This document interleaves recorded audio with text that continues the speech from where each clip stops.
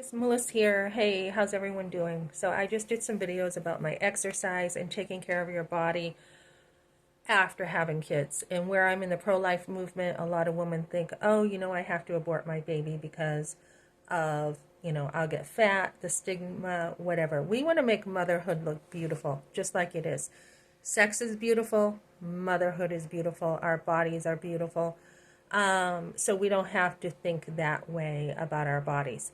Okay, so basically, I'm getting ready to head out after exercising here. Um, and I am getting ready to go door dashing and hopefully be door dashing a lot today because of the Super Bowl and being able to make a good chunk of money. I haven't made a lot of money door dashing. Last night I made only like 20 bucks and I needed to get some shampoo and some oil from my vehicle. So I haven't made a whole lot, and I'm taking the time to downsize my work to work on other things. I had a job interview again. This one was uh, a really good job. So I would have to take classes if I want it, which I probably will.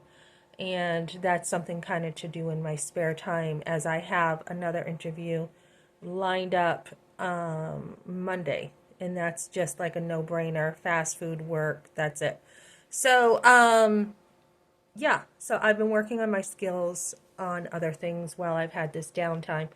So, basically, what I want to talk about again is, and I'm kind of wrapping this up in a way, but yeah, I'm also going deeper into helping girls keep their babies because that's what my channel's about. And I think where I'm going is I'm going into the mindset of helping girls. I mean, resources are great. We need them. We need all the help we can get with resources. We have a pregnancy center that even helps with, car seat technician on site so you know how to do a car seat. We have nurses, we have an abundance of resources. We still need more. There's no question about that. There are still areas that we need help with. But the biggest thing we're going to need help with as mothers is mindset. So when I had mine, I shared my testimony of how I went to church and how I had gone because I wanted my younger son, my baby, to have a better life. So I went to church, and then I went to, oh, I think someone's coming. Yeah. So I went to church, and then I'm going to take this in the other room. Hold on. Someone's coming in the door. So I went to church, and then I went to, let me see. Okay. So after I went to church, I had a mindset change. So I had to do a lot of work when it came to mindset. And what I had to do was, I had to be like, okay, how am I going to raise my babies? How am I going to do that? I thought someone was here.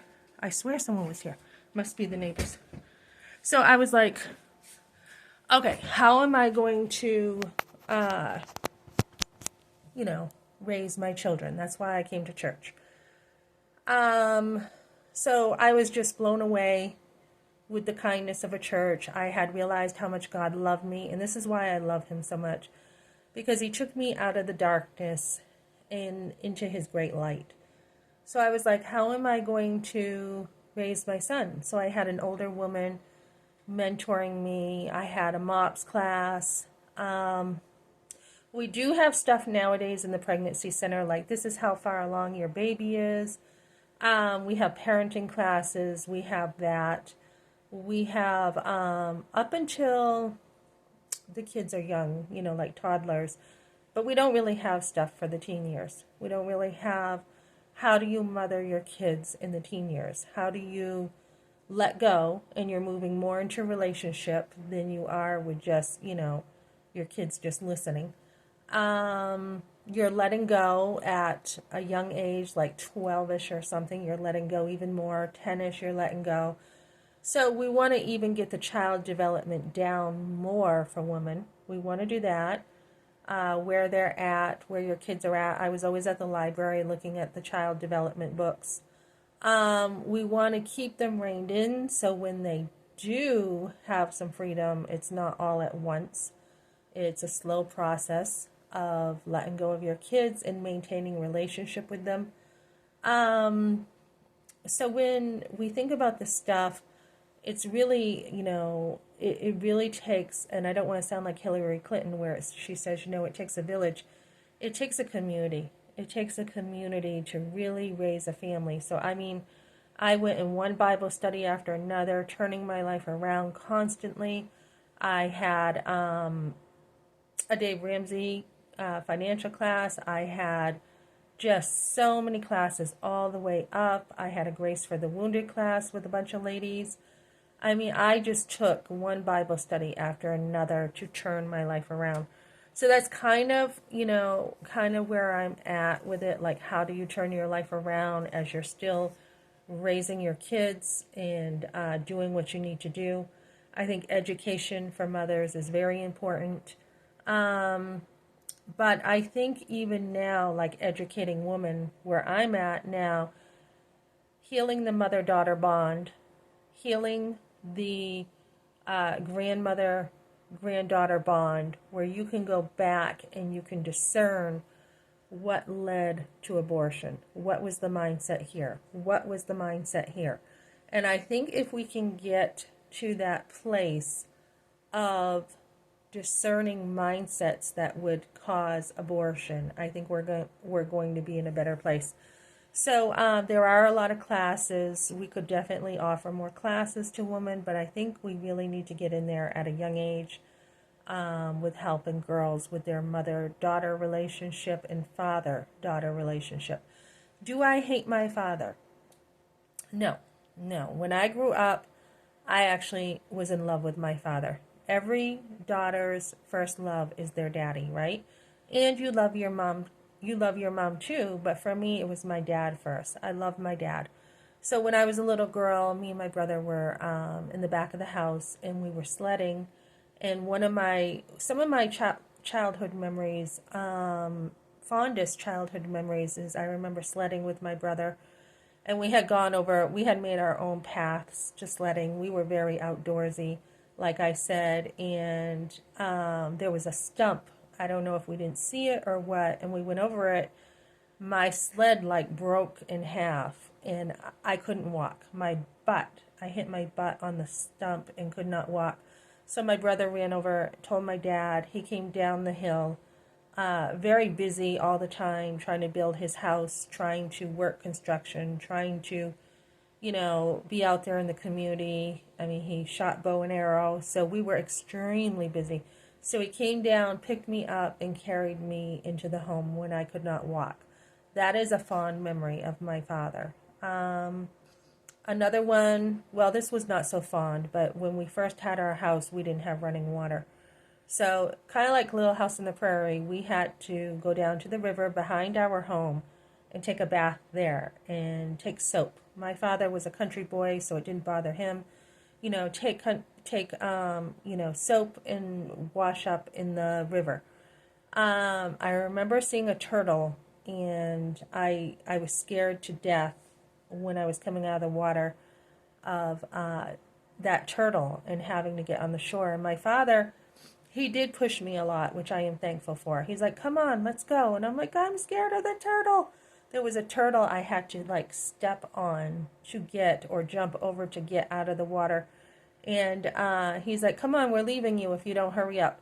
And so he was pushing me to hurry, and I was scared to death of them leaving me. So I just I don't know how I did it. I just ran through the water, jumped over the turtle or jumped on it with my foot. I don't remember, and got out of there. So my father, he was someone that always, I felt like, I'd come home with a B. Why didn't you have an A? I don't know. I don't know. I have no idea. Why didn't I? I don't know. I was an A-B student. Maybe the teacher had a bad day. I don't know why. So, I kind of felt like I was in a catch-22 a lot. Like, there was no pleasing my father. And the time I got into high school, I did not care anymore. I did not care about pleasing my parents. I just did not care. I think I was totally discouraged. So I lived life on my own terms, and I was out there doing whatever I wanted with my friends. After the abortion, I had this boyfriend, Mike. He liked me. We were at the restaurant, Mr. Cool. I liked him. He came over to meet my father.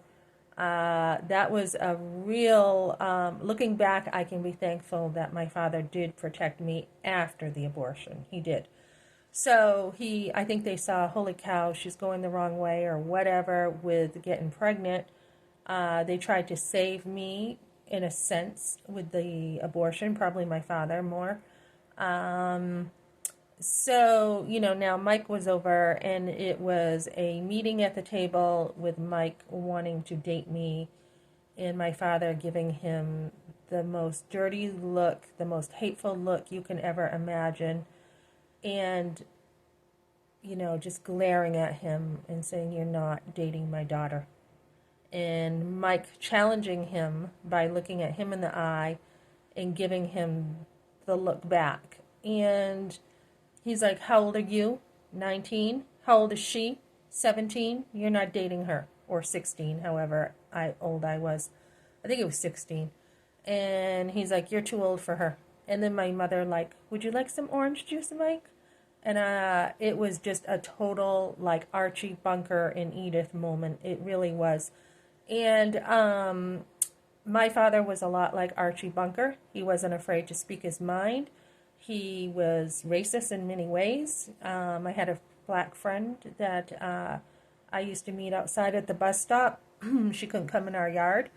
There was a lot of things that were wrong, but my dad, I did love him very, very much. And I felt like he could not, for some reason, love me back in the way that I needed. And it's probably because I was a girl and he was used to his boys. He was raised in a generation with his boy, not boys, boy. He was raised in a generation where guys were with guys and girls were with girls. So my grandmother in the country parented Linda and Mary, and there were major problems. Um, and he had his brothers, Donnie and Larry. So my dad didn't really know, my mother said, how to take care of a girl. So, again, he did the best he could. He did provide. He was a strong provider. He worked very hard. You would not see, if anything, waste. You would not see any lack of care as far as providing. He did protect me later. He had his shotgun out most of the time. I kind of feel bad about that because Mike did break into our home. I didn't know he would. So my father had to stay up late at night, many times with a shotgun by the window to protect us from this guy. So he did protect us in that way, provide, protect. He was an atheist, so his leadership was not going to be godly. He didn't know Christ. He didn't know God. So, but he did have a lot of basic common sense. He did have a strong sense of leadership, even if he was wrong. He had convictions, which were better than none. I felt like, on my mother's side, there was a lot of immorality, no standard really at all. My father had an extremely high standard for everything, and he was extremely good at shooting a bow and arrow. I admired him for that. He would, we had hunting magazines all over the table growing up. We were into the hunting and fishing circles. So when you watched my father shoot, you saw perfection. You saw someone who was not going to waste an arrow. Usually at the bow and arrow shoots, it was a 10 out of 10. He was killer number one. Nobody could beat him, and people didn't like him because he was always at the top. Leadership can be lonely. So, you would watch him with a group of guys take his release, shoot a bow and arrow, take his release, and hold on to it for a long time. And then slowly, slowly let go. And this is why he always had like a 10. So I still remember the sights, the peep sight, everything. But he also was angry a lot, very angry, a lot of anger. And, there was some definitely abusive ways. And I believe he had, a father who was pretty abusive. So you didn't talk, you didn't mince words, you did what you were told or else, basically. Um, he wasn't going to tell you something twice. It was once, and you better clean out your ears, and that's it. Um, what did give me some heartbreak growing up is I felt like my father didn't really know me. Um, there was a lack of intimacy. There was a lack of, I don't think it was just the busyness either, because busyness does break relationships. I think it was just, obviously they were poor when they started. They were busy trying to survive. So there was a lack there.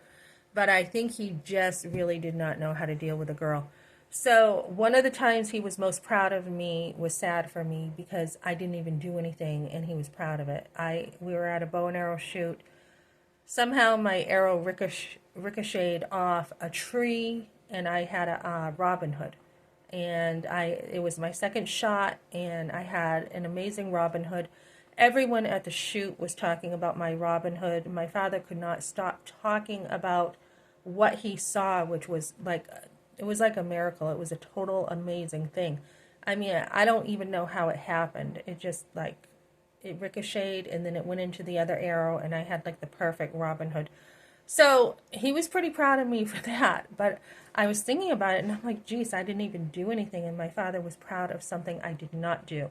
Where I felt like when I did do stuff and I tried hard and I wanted him to be proud of me, I felt like he wasn't. And I think he was often disappointed or, prejudiced against girls. So that's kind of how it was. Although I do still, someone said, did you have a rotten upbringing? And no, God worked it out so that even with this emotional abuse or small stuff that happened, there was still a lot of good. I mean, we were over. My mother married into money, so my father's family had money. So although I talk about, my mother did her best, she also married into money where she had a lot given to her. Coming from the project, she had it rough, yes, but she married into money where she had so much stuff given to her. And it was really God's grace that, allowed her to meet my father at a party. And he married her because she was pregnant with me. And you just see how God works. And so yeah, I was over on the farm. His parents had money on the farm. They would give us wood growing up. My dad cut wood. We had a wood stove. Like I said, there was no need materialistically. Um, so I have good memories. I have memories of looking in the field with my dad at deer. He was a hunter, so usually on our way in the country, we would stop at night, and he would be like, "Guys, look out the window, look for a deer." So we would be, taking the truck in the field, and he would be flashing his lights in the field looking for deer. Not that you could hunt them in certain places, but he would always be looking for good hunting spots. So my dad was a country boy, pretty naive growing up, never went to a restaurant until I think he met my mother. Never, just a farm boy who would eat a tomato, put salt on it, eat it like an apple. So he had a lot in his family, a lot of garbage that had happened to them, with my Uncle Donnie dying, to Larry, to my Aunt Linda, to just, I mean, I went to a family reunion with so many relatives I had never met each year. I didn't even know who was who, and that's how big of a family, I mean, I have, like, on both sides. I have huge families. So, yeah, I do not hate my father. Do I hate what he did? Yes. Do I hate some of the things he did? Yes. And this is where we love the person, but we hate the sin. We love the sinner, but we hate the sin. So later on in life, I tried to talk to him about God, and he's just like, "There's no God. Come on, God, strike me with lightning if you're real," and stuff like that. He did want to be a grandfather. He didn't really bother with me. Once I had my firstborn, he wanted to be a grandfather. was pretty zealous about it. And I was like, no, I'm the mother. You can take him fishing for the day. You're not going to take him all the time. You can take my second one, but you're not taking them for the whole day. I mothered and he didn't like it. He did not, honestly, once we were at his mother's and I was like, touching my little son's hand and I'm like, hey, hey, and he pushed my hand away. He was domestically abusive toward my mother many times. He was rough with her. I mean, hitting her over the head with a phone. Just stuff that wasn't necessary when he was younger.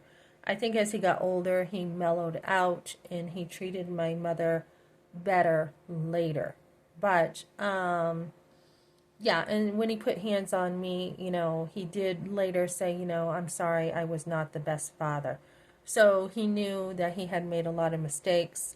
But I think the one that was probably the hardest with my father, not too hard because I mean, I didn't care. I had my own life, but I brought my fourth son over with me in my hands to go over and try to reconcile with him with his offenses, which were ridiculous because I was the mother and I had made a judgment call about a couple things. My mother made up stuff about me to my father, told him something that I did not actually say. So he slammed the door on me, disowned me, slammed the door with my baby, my little baby boy, his grandson, in my hands. Didn't want to bother with me. I had dropped one of my sons off later to visit him without me, and he was fine with that. He was fine with seeing my son without me, and I actually put up more boundaries and said, hey, he's my son, and you're not having a relationship with him without me, kind of deal. So he wanted what he wanted, and he wanted to mistreat me. So again, I had to put the boundaries up with my father. So I don't hate my parents. I do not hate them. I have forgiven them, and I guess I'm just going to say this because it's Sunday and I'm going to wrap it up. And the reason why I can do this, there was a time I hated them. There was a time. I was in a post-abortive class, and I was trying to heal from all the garbage of the abortion, losing my baby, the mistreatment I received, and yes, I had a hatred toward them. And I think it's normal when you have been mistreated to have a hatred. And you have to have others around you to work that out. But being a Christian and growing in the grace of God, growing and seeing how much God has forgiven me for what I have done, and how much He loves me, and how He was in total control of the whole situation. Growing up, everything that happened to me, although some of it was wrong, He was in control, and He uses what was meant for evil for good. So it's not based on them at all. It's because of God's grace. And when we love God as I do, we are loving others, not based on what they do, but based on our love for God. And once I said to my mother, why do you bother with my grandmother after everything she did to you? My grandmother was a total drunkard. She used to use, mommy dearest hangers. She was rotten to my mother. And she used her when I was a kid. She wanted to go shopping, out to eat. She wanted all her 10 kids took care of her, and they took care of her very well. And there was never a need my grandmother had with her kids taking care of her. And my Uncle Bill said once, although they outwardly took care of her, they inwardly had a lot of hate toward her. And he's like, oh, she wants us to take care of her. But when we were young, she didn't take care of us. I mean, they were left on the street. They were left in an orphanage. So I said to my mother, and my Uncle Bill said this once, why does Lee go over there if every time she comes home, she complains about it? And my father would be like, don't go over there. Don't go over there if she's like that to you. She'd call her dummy, all this stuff, stupid. And so my mother felt like it was her mother. It was her mother, period. And she felt like because it was her mother, regardless of what she did, she still treated her as her mother. And my mother had to carry the bitterness. She couldn't say hey, I mean, she did try. I mean, I was there. She'd try and she'd be like, why do you call me a dummy? And at one time, my grandmother's like, I don't know, I'm sorry. So by my mother's good works, my grandmother did repent of a lot of stuff. But it was something that I would not have put up with. I think you do have to have healthy boundaries. My brother and I suffered a lot in the way of not really being parented because there was so much chaos from that family. Uncles in jail, every single uncle divorced, in that family. Every aunt almost divorced. Yeah, every aunt divorced. So the chaos was what kept us from having that intimacy a lot from our parents. I do not hate them for what they did. Is it a crime? Yes, it's a crime to kill innocent blood. But you got to understand sometimes, it talks about in Proverbs how a house is built by understanding. You got to understand sometimes as you get older and you heal, and this is where God's grace has been in my life. If I had not healed from abortion, I probably would hate my parents. You have to understand where they're coming from, what their background was like, and why abortion was chosen. So I think that's where I'm going to be getting in with girls, the background, the generational stuff from one generation to another. I am humbled that God chose to save me from every single generation. And let me tell you, there are a lot of people I know. Every single generation before my family, He chose me. He did not save them. He chose me. And it doesn't puff me up. It actually breaks my heart that God chose to save me out of a very messy family. Even my grandmother's family, probably some mental illness over there. Seriously, there were some people that were really off base. But God chose to save me and use me for His work, for good works. So I do desire, like Paul, that, Paul says, I desire basically that I would not be saved so that you can be saved.